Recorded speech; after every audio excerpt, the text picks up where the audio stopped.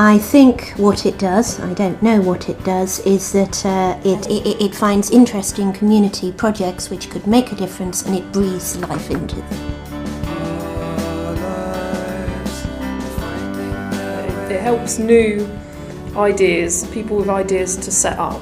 That's one of the things Tony's very good at doing. So he gives them what they require to set up and become established and sort of self-sustaining, and then when they're capable and they go off and set up in their own right, but they set up under the Realife umbrella to begin with.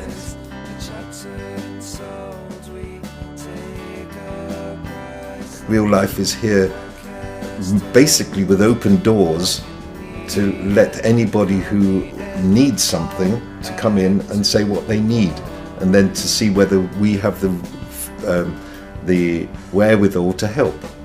And if we have, we do.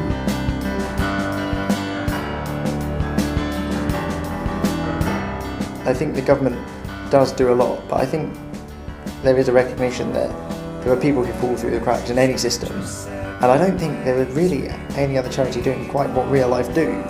So I think Realife is kind of the safety net to the safety net almost.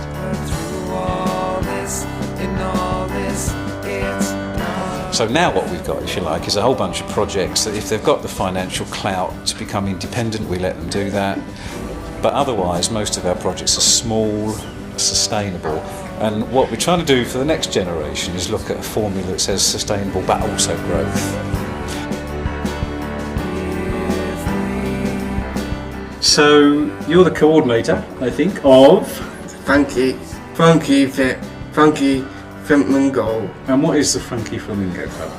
Funky Flamingo is for people with learning disabilities to socialise, and there's entertainment, arts, music. So it's like a sort of club night with DJs and live bands. Yeah. I mean, I was very impressed because you got quite a lot of money recently, didn't you? Yeah.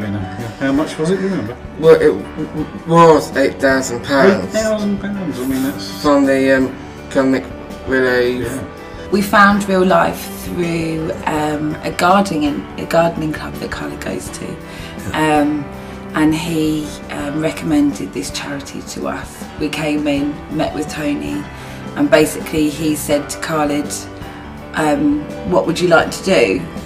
And I said I wanted to set up a radio station and do like podcasts and things like that. I can't think of anywhere where the conversation I have could take place as an open discussion about both Khalid's, what he likes doing in life, everything from film to music, blah blah blah, and somewhere that could provide it without going through a massive forms. There was a young girl, a young disabled girl, and she was working with us and Real Life, doing all these different work tasks that we were giving her, and then one day we sat down, and then we were talking, and then she said, you know what, I feel like a working woman. For us, that was an indication that we were doing exactly the right thing, because that was the mission. The mission was to transform people's life and for them to feel confident and feel happy about what they were doing and feeling that they were actually doing something positive. And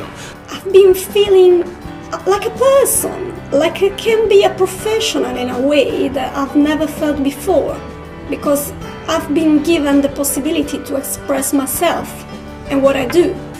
But then you connect with your heart and you connect with the people around you that support you, in this case Realife, and you think, okay, if Realife, with all the experience, is trusting me, why am I not going to continue, no? Maybe I'm doing something well. It's more about the aspect of believing in me and trusting in my ideas that help me to continue.